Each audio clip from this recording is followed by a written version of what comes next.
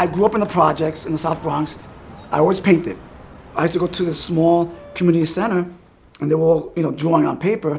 So I started doing my name, and some guy said, "Yo, time for you to hit the subways," and that was it.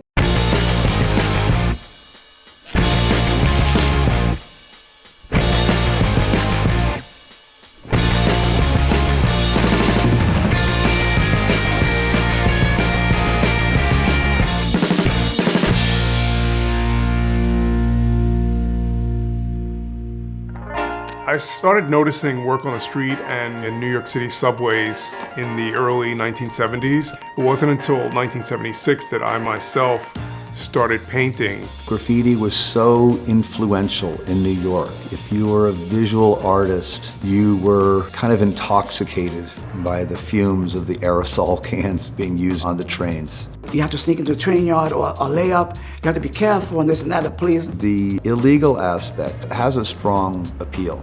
The chance for people who have been overlooked in our culture to get out and kind of say, this is who I am, this is very powerful. It was super exciting to be a part of the downtown scene in the early 80s here in New York. Keith Haring, Jean-Michel, Kenny Scharf, Lee Quinones, Futura 2000, Lady Pink, David Wojnarowicz, and many others were all using the street to sort of expose their work to the general public before they even entered the kind of gallery system. There was also a very vibrant nightclub scene. We had a basement of a Polish church on St. Mark's Place. Could you think of anything more transgressive when you think of what actually happened in that space? It was called Club 57. Keith Haring curated shows there, Kenny Scharf, Jean-Michel. Real sites where a lot of work happened. The Mud Club to Danceteria to the Roxy all provided venues for artwork to be exposed. We were just hanging out. I didn't see anything groundbreaking. We just wanted to paint. We just wanted to explore and we lucked out.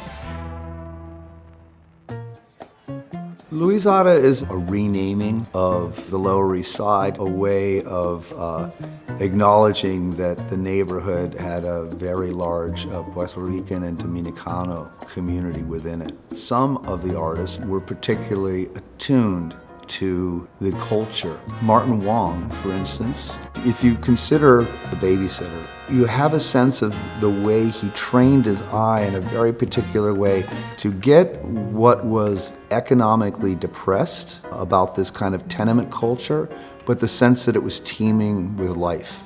I met Martin Wong through Daze, and he was working at Pearl Paints. And when I used to go buy canvas, he would say, "Okay, get the really good canvas and I'll charge you for the cheap canvas." Martin Wong is a character. We were all aware of each other's work, and we were all friends. I collaborated with Keith Haring and Kenny Scharf many times with Crash. Crash and Daze pushed this nascent form of graffiti into something we can call art. They've shared a studio together basically kind of since they were kids. It's kind of phenomenal and only possible because their works are complementary but entirely different. I did a lot of collaborations in the early 80s with Futura. Futura is definitely one of the masters of graffiti, like Lee Quinones, whose incredible ambitions as artists made it no longer about putting your name up somewhere. It was about actually having something to say. The act itself has always been political, is always going to be going against the system. And I think that's pretty much gets to the core of it.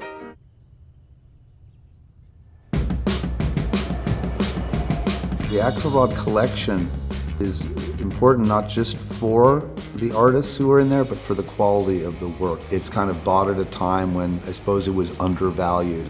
A lot of this is really early work from these artists who are now what we could call legends. Is a capsule of a time where most of us were self-evaluating and learning about ourselves. It's the only collection in the world like that. We can still think of street art as what is art that is made on the street. And we can call it street art. Some people like to call it urban art. Ultimately, all the artists in the Axelrod Collection would like to just be called artists.